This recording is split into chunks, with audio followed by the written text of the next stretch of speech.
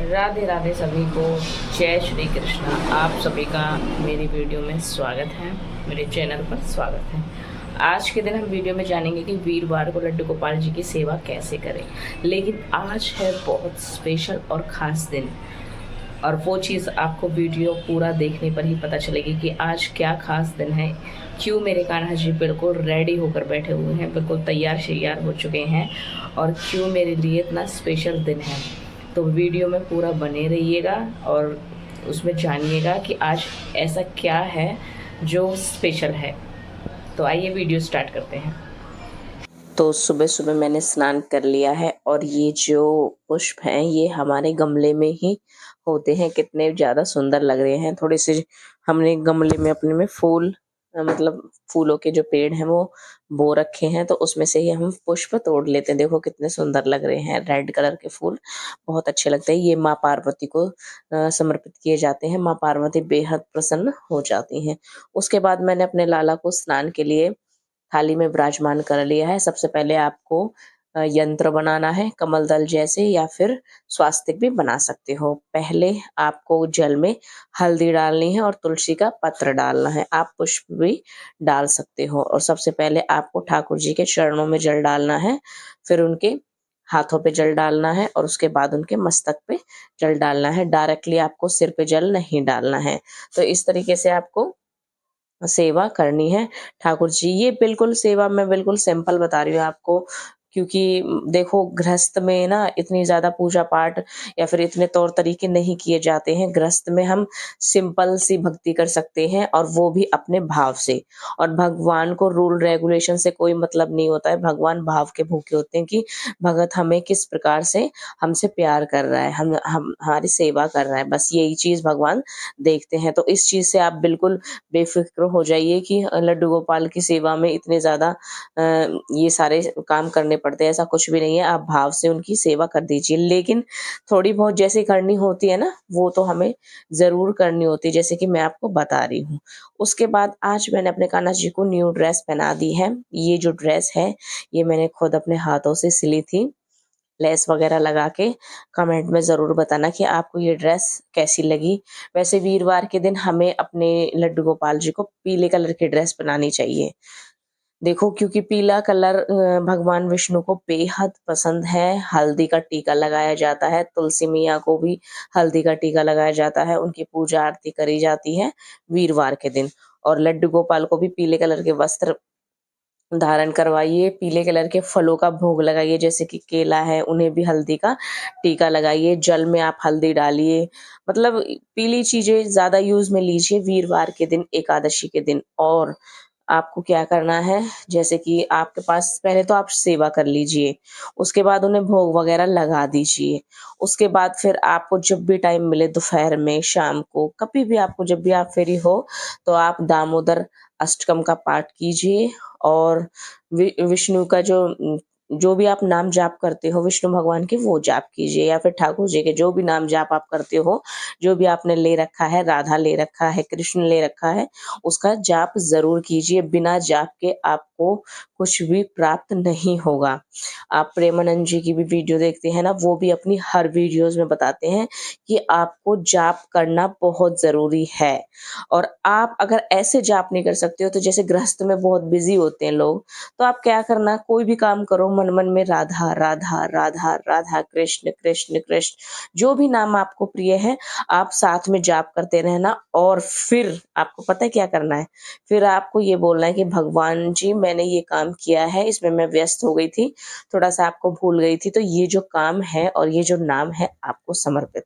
तो यानी कि वो सारी चीजें भगवान को समर्पित हो जाती हैं। वो हमारा जो टाइम है व्यर्थ नहीं जाएगा, वो नाम जाप में ही माना जाएगा।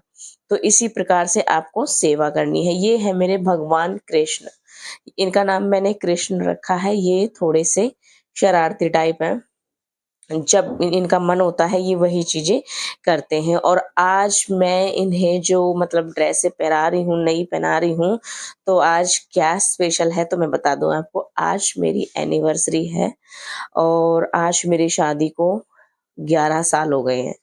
देख लीजिए 11 साल मेरी शादी को हो चुके हैं।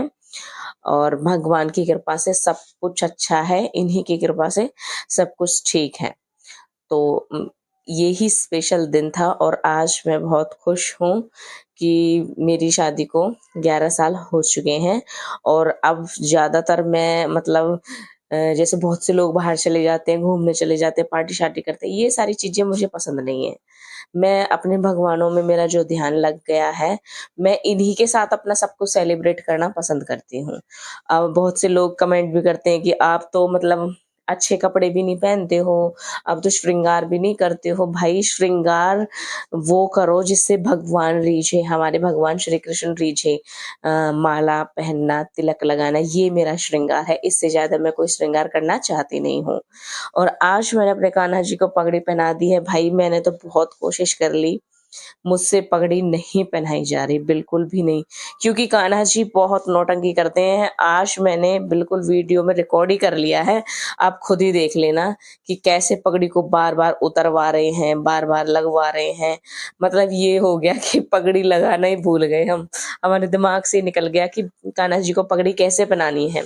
देखो कैसे कर रहे हैं, बिल्कुल बहुत देर में, आप यकीन नहीं मानोगे, 40-45 मिनट में हमने ये पगड़ी सेट की है कान्हा जी की। देखो बार-बार पहन रहे हैं, बार-बार उतरवा रहे हैं, क्योंकि पहनना ही नहीं है उन्हें, उन्हें जिद करनी है, उन्हें मुकुट पहनना है।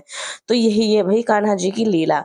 उसके बाद मम्मी जी ने अपने शिवलिंग को स्नान करा दिया है।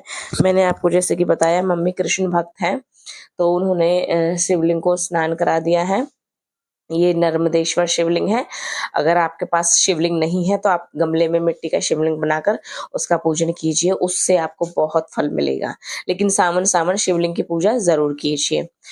फिर फाइनली आखिरकार 10-12 बार ट्राई करने के बाद ये थोड़ी बहुत पगड़ी थोड़ी ठीक-ठाक सी हमने फाइनली बाँध ही दी। कान्हा जी बोल रहे थे कि ये तो मानेंगे ही नहीं, पीछे ही पड़ गए मेरे। तो कैसे न कैसे उन्होंने पगड़ी पहन ली। तो ये मेरे माधव हैं और ये कान्हा जी है। फाइनली देखो टेढ़ी-मेढ़ी जैसी भी पगड़ी है वो मैंने पहना ही दी है। आप देख सकते हो। तो कमेंट में ज़रूर बताना आपको मेरे कान्हा जी कैसे लगे हैं, कितने सुंदर लग रहे हैं, ज़रूर बताना, क्योंकि आप तारीफ़ नहीं करोगे तो फिर ये आपसे नाराज़ हो जाएँगे, क्योंकि इन्हें तारीफ़ करवानी बहुत पसंद है और ये गुस्सा भी बहुत जल्दी हो जाते हैं। उसके बाद मैंने इन्हें पुष्प समर्पित कर दिया है। और वीरवार के दिन आप थोड़ा परहेज़ रखें कि बाल ना धोएँ, कपड़े ना धोएँ और तुलसी में पानी भी ना दें। मतलब मतलब ज़्यादा यूज़ ना करें, साफ-सफाई ज़्यादा ना करें। जैसे कि बहुत से लोग हैं कि अच्छा घर धो देते हैं, नहीं, ऐसा नहीं करना है। फिर मैंने थोड़ा-सा चाय नाश्ता बना दिया है। ये जो गंजे से इंसान बैठे हैं ये मेरे हस्बैंड हैं। इन्होंने बाल कटवा लिए हैं। उसके बाद फिर मैं अपने कान्हा जी के पास आ गई हूँ। मैंने जोत वगैरह लगा दी है। देखो पता है क्या मैं कैसे करती हूँ? मैं थोड़ा-सा काम कान्हा पहले मैं सुबह-सुबह स्नान कर लेती हूँ। थोड़ा-सा काम मैंने कान्हा जी का किया, थोड़ा-सा काम मैंने घर का किया। फिर थोड़ा-सा काम मैंने कान्हा जी का किया, फिर मैंने घर का किया। मैं ऐसे करती हूँ। मैं ये नहीं है कि पूजा-पाठ में लग रही हूँ, तो पूजा-पाठ में लग रही हूँ। कोई भूखा मर रहा है, कोई चाय किसी को चाय चाहिए, किसी को दूध चाहिए। गृहस्थ में भाई बहुत परेशानी होती है, तो मैनेज करना पड़ता है हर चीज़। मैं नहीं चाहती मेरे भगवानों को कोई बीच में लेकर आए या फिर किसी भी रीज़न से कोई कुछ भी बोले। तो इसीलिए पहले मैंने चाय नाश्ता सबको दे दिया है, फिर मैं अपने कान्हा जी की स्नान मैंने पहले ही करा दिया था। अब आरती कर रही हूँ, पहले गणेश जी की आरती करती हूँ। आप चाहो तो ज्योत में भी थोड़ी-सी हल्दी डाल सकते हो और चावल के 2 दाने डाल सकते हो, लेकिन चावलों को एकादशी के दिन प्लीज़ स्किप करिएगा, चावलों का यूज़ बिल्कुल मत करिएगा। तो इस तरीके से मैंने जोत लगा दी है। आपके जो भी इष्ट हैं, जो भी जिसको भी मानते हो, आप उसी के नाम की जोत जलाइए और उनको बोलिए कि ये मैंने आपके नाम की जोत जलाई है। उसके बाद फिर मैंने थोड़ा-सा चंदन हाथ पे रगड़ लिया है पीला। कान्हा जी को चंदन का टीका ज़रूर लगाइए। जो भी आपके घर में विराजमान है, सबसे पहले गणेश भगवान को लगाइए, फिर अपने कान्हा जी को टीका ज़रूर लगाइए। अब तो आप देख सकते हो मैंने राधा रानी को भी साथ में लगा दिया है। वैसे तो मेरे पास राधा रानी है नहीं, वो साथ में जो राधा कृष्ण की मूर्ति है वही है सिर्फ़। उसके बाद फिर मैंने भी टीका लगा लिया है। हमें टीका ज़रूर धारण करना चाहिए, ज़रूर। टीका माथे से हटना कभी नहीं चाहिए, क्योंकि भाई हमें नहीं पता हमारा आखिरी टाइम कब है। तो टीका कभी ना हटाएं, चाहे छोटा सा टीका लगाएं, ज़रूर लगाएं। यहीं से पता चलता है कि हम वैष्णव हैं, यानी कि कृष्ण भक्त हैं। टीके से ही पता लगता है कि हम लोग हिंदू हैं। तो टीका ज़रूर लगाइए। आज मैंने ये टीका लगाया है। बहुत से लोग ये पूछते हैं कि ये टीका मतलब जैसे कि दीक्षा के बाद लगाते हैं, ऐसा कुछ भी नहीं है। टीके का कोई रूल नहीं होता है, आप टीका लगाइए, क्योंकि हम अपने आप को भगवान कृष्ण के मानते हैं। तो इस तरीके से मैंने भी टीका धारण कर लिया है। तो कमेंट में बताना कि मेरा टीका कैसा लगा, मैं कैसी लग रही हूँ। कंठी माला भी मैंने धारण कर ली है, क्योंकि मेरी पहली वाली खंडित हो गई थी, तो ये वाली मैंने दोबारा से धारण की है। उसके बाद मैंने अपने भगवान से प्रार्थना की है, उनसे कहा है कि हमारी जोड़ी बनाकर रखना, जैसे आपके और राधा जी के बीच में प्रेम है वैसा ही प्रेम बनाकर रखना। और हाथ में तो मेरे 24 घंटे काउंटर रहता है, जाप मैं करती रहती हूँ, और मैंने उनकी नज़र भी उतार ली है। ध्यान रखिएगा, कान्हा जी को जब भी आप रेडी करो, जब भी तैयार करो, कैसे भी उनकी नज़र ज़रूर उतारिएगा, क्योंकि वो बाल गोपाल नन्हे गोपाल हैं। उनकी इत्र सेवा ज़रूर कीजिएगा और उन्हें शीशा ज़रूर दिखाइएगा। ये छोटी-छोटी चीज़ें हैं जो हमें कान्हा जी की सेवा में ऐड करनी है, ये ज़रूर करनी है। और देखिए, बहुत से लोगों को मैंने देखा है गंगा जल डालते हैं, कान्हा जी के जल में गंगा जल नहीं डालना है, बिल्कुल नहीं डालना है, क्योंकि जो गंगा जल है वो भगवान श्री कृष्ण के चरणों से उत्पन्न हुई है। तो उसको भगवान के स्नान के जल में नहीं डालना है, आपको राधा कुंड का जल लेना है या यमुना जी का जल लेना है, ठीक है। इन चीज़ों का ध्यान रखिएगा। और शुद्ध जल में तुलसी ज़रूर डालिएगा। मैंने बहुत से लोगों को देखा है तुलसी भी नहीं डालते हैं, ऐसे ही नहला देते हैं। कोई तो ठूठी के नीचे ले जाके नहला देते हैं। तो भाई ऐसे मत करिए, इससे अपराध लगता है। भगवान श्री कृष्ण को अच्छे से स्नान कराइए, भगवान है तो भगवान की तरह रखिए। अगर मेरी वीडियो आपको थोड़ी बहुत भी अच्छी लगी हो तो प्लीज़ वीडियो को शेयर कीजिए, लाइक कीजिए, कमेंट कीजिए। और अब डेली रोज़ मतलब वीडियोस बड़ी आएंगी भाई, बड़ी वीडियोस भी देखिए, सपोर्ट कीजिए। कोई भी आपको क्वेरी हो, कोई भी प्रॉब्लम हो, आप मुझसे कमेंट कीजिए, मैं आपको बता दूंगी। लेकिन आपको मुझे 2 सवालों के जवाब देने हैं। सबसे पहला कि आपको मेरा मंदिर कैसा लगता है, और मेरे कान्हा जी आपको कैसे लगते हैं। तो वीरवार के दिन आपको इसी तरीके से सेवा करनी है। फिर हो गया है कान्हा जी के भोग का टाइम। पहले मैं उन्हें कुछ हल्का फुल्का दे देती हूँ, और जो खाना है वो मैं 11:30 बजे देती हूँ। 11 भी बज जाते हैं, 11:30 भी बज जाते हैं। प्याज लहसुन मैं यूज नहीं करती हूँ, ना कान्हा जी के खाने में ना खुद के खाने में। तो इस तरीके से मैंने भोग बना दिया है। मैंने आज बनाई थी रोटी, आलू की सब्जी, और दही हो या फिर लस्सी हो, कुछ भी हो। तो इस तरीके से आप भगवान जी को सबसे पहले भोग लगाइएगा। कृष्ण भक्त हमेशा भगवान को भोग लगाकर ही भोग ग्रहण करते हैं। तो मैंने अपने कान्हा जी को भोग लगा दिया है। आप देख सकते हो, सबसे पहले छोटे वाले माधव को या फिर राधा रानी को मैं भोग लगाती हूँ। भोग लगाते समय आपको कुछ नहीं बोलना है, सिर्फ ये बोलना है, प्रभु आपका दिया हुआ आपको ही समर्पित है, मुझसे कुछ गलती हो जाए तो क्षमा करना, भोग को स्वीकारें। इतना बोल देना है भाई। इतने सारे ज्यादा मंत्र हमसे भी याद नहीं होते हैं, तो इतना ही सीधे सादे भाव से बोलना है, और उसी से ही भगवान भोजन ग्रहण कर लेते हैं।